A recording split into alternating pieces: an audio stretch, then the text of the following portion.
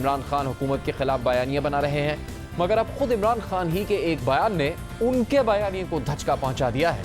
गुज़श्ता रोज़ podcast में बात करते हुए साबिक वज़ीर-ए-आज़म इमरान खान ने कहा कि उन्हें तो जुलाई से ही पता चलना शुरू हो गया था कि उनकी हुकूमत गिराने का प्लान बनाया जा रहा है। मुझे ये पता चल गया था ये अफ़गानिस्तान के अंदर, मैं पिछली गर्मियों की बात कर रहा हूँ, कि अफ़गानिस्तान में पॉसिबिलिटी सिविल वॉर की। मैं चाहता था कि उस वक़्त जो हमारे ISI का चीफ था वो 5 साल से था, मैं चाहता था कि ये सर्दियों में जो सबसे हमारा मुश्किल टाइम है उसको होना चाहिए। सेकेंडली मुझे पता चल गया था ये पूरी इंट्रीग कर रहे हैं नून लीग वाले, और ये इनकी पूरी कोशिश थी ये सारी सर्दियों में ये जो इन्होंने किया है, ये पिछली मुझे जुलाई से पता चलना शुरू हो गया था कि इन्होंने पूरा प्लान बनाया हुआ गवर्नमेंट कराने का। तो मैं नहीं चाहता था कि हमारा जो इंटेलिजेंस चीफ चेंज हो जब तक कि सर्दियाँ न निकले। मैंने तो अपनी कैबिनेट में, मैं तो ये ओपनली कहा था, ये छुपी बात नहीं है, मैं ओपनली कह रहा था कि जब मुश्किल वक्त है तो आप अपना मेन जो आपका इंटेलिजेंस चीफ है उसको चेंज नहीं करते, क्योंकि उसी वो आइज और ईयर्स है गवर्नमेंट की। तो यहाँ ये चला गया, ये तासुर ये दिया जा रहा है कि मैं वो इसलिए उसे रख रहा था, मैं जनरल फैज़ को आर्मी चीफ बनाना चाहता था।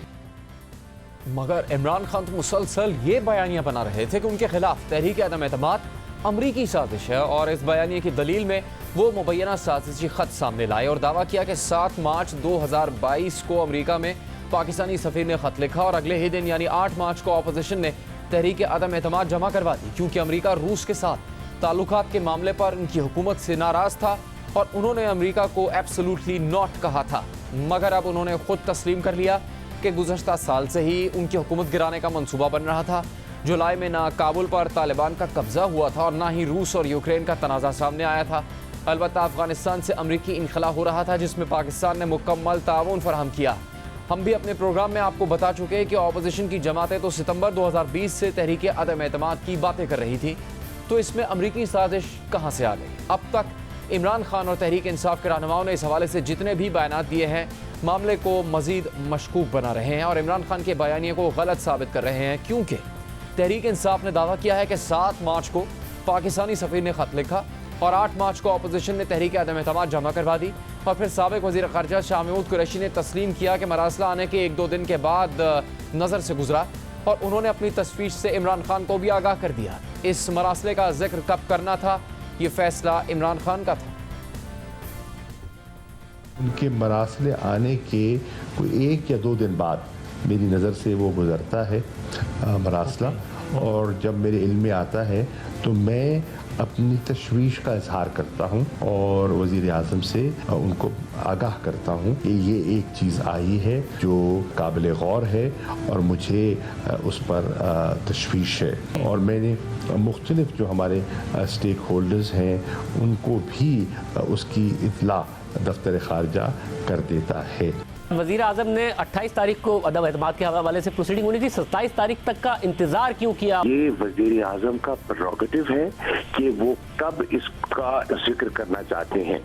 मेरे इल्म में जब ये बात आई तो मैंने वज़ीर आज़म को भी आगाह किया और मैंने जो हमारे दूसरे जिम्मेदार हजरात हैं उनसे भी आगाह किया, और मैंने तजवीज़ पेश की कि इसको उनको डिमाश फिल फॉर डिमाश होना चाहिए, और मेरे सफीर की भी रिकमेंडेशन यही थी और मेरे ऑफिस की भी रिकमेंडेशन यही थी। फैसला ये किया गया कि इस वक्त हमारा OIC का इजलास है। शाह महमूद कुरैशी के मुताबिक मरासला मिलने के 1-2 दिन के बाद उनकी नज़र से गुजरा, उन्होंने इमरान खान को भी बता दिया, मगर खामोशी इख्तियार की गई। इस दौरान अमरीकी असिस्टेंट सेक्रेटरी डोनाल्ड लू को 16 मार्च को अमरीका में पाकिस्तानी सिफारत खाने ने मदऊ किया और पाकिस्तानी सफ़ीर ने उनका शुक्रिया भी अदा किया। इसी तरह अमरीकी अंडर सेक्रेटरी अज़रा ज़िया को OIC इजलास में मदऊ भी किया गया और शाह महमूद कुरैशी और मोईद यूसुफ ने उनसे मुलाकात भी की। पाक अमरीका ताल्लुकात के हवाले से भी बात की गई। इस दौरान मुबैना अमरीकी साजिश का कोई जिक्र नहीं किया गया। अहम बात यह है कि अपोजिशन की तहरीक अदम एतमाद जमा होने के अगले ही दिन इमरान खान ने कहा कि वो दुआ मांग रहे थे कि अपोजिशन तहरीक अदम एतमाद लाए। उनकी दुआ कबूल हो गई है। उन्होंने वो काम किया है जो मैं अल्लाह से दुआ मांग रहा था कि ये करें। जब गीदड़ की मौत आती है तो वो शहर की तरफ भागता है। चोरों के टोलों की इनकी जो सियासी मौत आई है, इन्होंने अदम एतमाद कर दिया है। मैं सोच रहा था कि अल्लाह ये किसी तरह ना इनकी गर्दन मेरे हाथ में किसी तरह आ जाए, तो ऊपर वाले ने मेरी दुआ सुनी ली और मैं दुआ ही कर रहा था कि किसी ना किसी तरह ये अदम एतमाद की वो दर्ज कर दे। करप्ट चोरों की मौत आती है तो ये आज असेंबली की तरफ जो आ रहे हैं, अल्लाह तेरा लाख लाख शुक्र है कि तूने मेरी दुआएं कबूल कर ली हैं। और फिर अचानक इमरान खान ने 27 मार्च को इस्लामाबाद में खत लहरा दिया। तहरीक अदम एतमाद को अमरीकी साजिश करार दे दिया। कौमी सलामती कमेटी के इजलास का हवाला देकर कहते रहे कि साजिश हुई है। ये फॉरेन कॉन्स्पिरेसी जो साबित हो गई है, नेशनल सिक्योरिटी कमेटी की मीटिंग के मिनट्स में आ गया है कि हाँ ये बाहर से इंटरफेयर किया गया पाकिस्तान के। एक पूरी कोशिश की गई उन्होंने पाकिस्तान के अंदर रजीम चेंज करने की। पाकिस्तान की नेशनल सिक्योरिटी काउंसिल ने वाज़े तौर पे कह दिया कि पाकिस्तान की ये जो नो कॉन्फिडेंस मोशन थी, इसमें से बैरून मुल्क की इंटरफेरेंस थी।